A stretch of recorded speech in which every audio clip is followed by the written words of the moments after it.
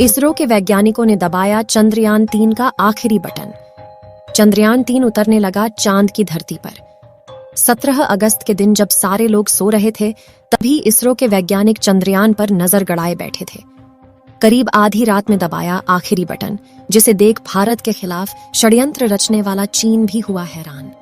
साथियों, रूस अपना लूना 25 को छोड़कर यह सोच रहा होगा कि शायद भारत इससे डर जाएगा, लेकिन इसरो को इससे कोई फर्क नहीं पड़ा। बल्कि उन्होंने तो ट्वीट करके रूस को बधाई दे दी है और कहा है कि चलो चांद पर मिलेंगे। जहां चंद्रयान-3 इस वक्त चांद की कक्षा में परिक्रमा कर रहा है। और अब बड़ी खबर यह है कि 17 अगस्त के दिन भारतीय स्पेस एजेंसी ने हमारे इस बाहुबली स्पेसक्राफ्ट का आखिरी बटन दबा दिया है, जिससे चंद्रयान-3 से चांद की यात्रा में 2 बड़े बदलाव होंगे। दरअसल 5 अगस्त के दिन इसरो के वैज्ञानिकों ने चंद्रयान-3 को चांद के गुरुत्वाकर्षण की ओर धकेल दिया था और उस दौरान चांद ने अपनी 164 किलोमीटर इंटू 18,072 किलोमीटर की अंडाकार कक्षा में पकड़ लिया था, जिसके बाद समय समय पर लूनर ऑर्बिटर मैन्यूवरिंग परफॉर्म करके लगातार की कक्षा को घटाया जा रहा था। और अब 16 अगस्त के दिन चंद्रयान-3 के अंडाकार कक्षा को घटाकर इसे 100 किलोमीटर इंटू 100 किलोमीटर की गोलाकार कक्षा में भेजा गया। यह प्रक्रिया डी ऑर्बिटिंग के नाम से जानी जाती है और इसरो के वैज्ञानिक इसे चांद की 5वीं ऑर्बिट में कर दिए हैं। जब यह चांद की सतह से पूरे 100 किलोमीटर की ऊंचाई पर पहुंचा, तो 100 किलोमीटर की कक्षा पकड़ने की यह प्रक्रिया इतनी अहम इसलिए है क्योंकि किसी भी घूमती हुई चीज को उसके अंडाकार रास्ते में से निकालकर गोलाकार रास्ते में रखने के लिए सही रफ्तार और अक्ल की जरूरत पड़ती है।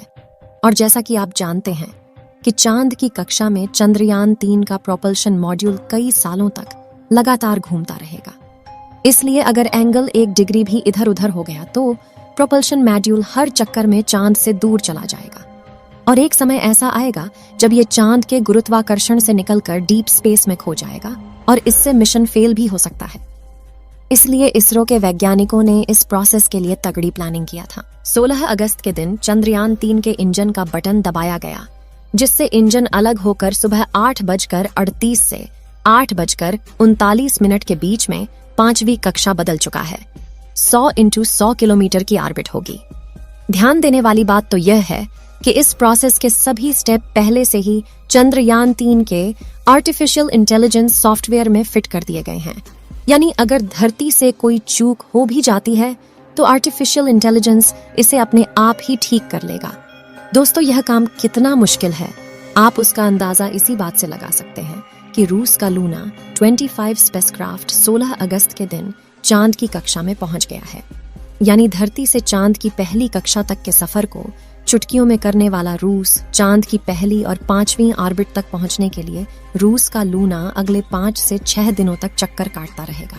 अब चंद्रयान-3 की बात करें तो आज 16 अगस्त के दिन 100 किलोमीटर के ऑर्बिट में धमाकेदार एंट्री करने के बाद हमारा चंद्रयान कक्षा में कुछ दिन आराम से चक्कर लगाएगा। लेकिन उससे पहले 17 अगस्त को इसी कक्षा में चक्कर लगाते हुए चंद्रयान-3 का प्रोपल्शन मॉड्यूल इसके लैंडर मॉड्यूल से अलग हो गया। साथियों, इस प्रोसेस को करने के लिए स्पेसक्राफ्ट के दोनों हिस्सों को जोड़ने वाले हुक खोल दिए गए, जिसके बाद पिछले हिस्से की रफ्तार धीरे धीरे कम की जाएगी ताकि आगे वाला हिस्सा अपनी कक्षा में आगे बढ़ जाए और बिना किसी नुकसान के दोनों हिस्से अलग हो जाए। इसके बाद चंद्रयान-3 का लैंडर और प्रोपल्शन मॉड्यूल दोनों ही चांद के 100 किलोमीटर की कक्षा में अलग अलग घूमते रहेंगे। प्रोपल्शन मॉड्यूल तो यहाँ इसी तरह से चक्कर लगाता रहेगा, लेकिन 20 अगस्त के दिन चंद्रयान-3 का विक्रम लैंडर अकेले ही चांद की ऑर्बिट और कम करके 100 इंटू 30 किलोमीटर की ऑर्बिट पकड़ेगा और जहां से 30 किलोमीटर की ऊंचाई से वह अपनी रफ्तार को धीरे धीरे कम करते हुए चांद की सतह की तरफ बढ़ेगा। आपको बता दें कि इस दौरान पहले तो लैंडर की रफ्तार को बढ़ाकर इसे सतह की तरफ धकेला जाएगा, लेकिन सतह के नजदीक पहुंचते हुए इसकी रफ्तार को धीरे धीरे कम किया जाएगा।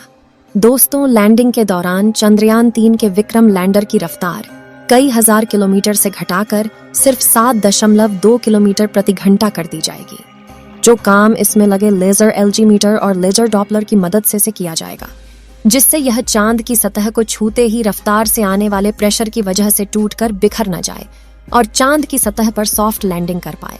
इस तरह से अपने सफर में आगे बढ़ते हुए 23 अगस्त के दिन शाम के करीब 5:47 पर चंद्रयान-3 का विक्रम लैंडर चांद की सतह पर कदम रखेगा, जिसके बाद यह अगले एक लूनर दिन यानी पृथ्वी के 14 दिनों तक चांद पर एक्सपेरिमेंट करेगा, जिसमें इसकी सहायता इसके अंदर मौजूद 26 किलो का रोबोट यानी प्रज्ञान रोवर करेगा।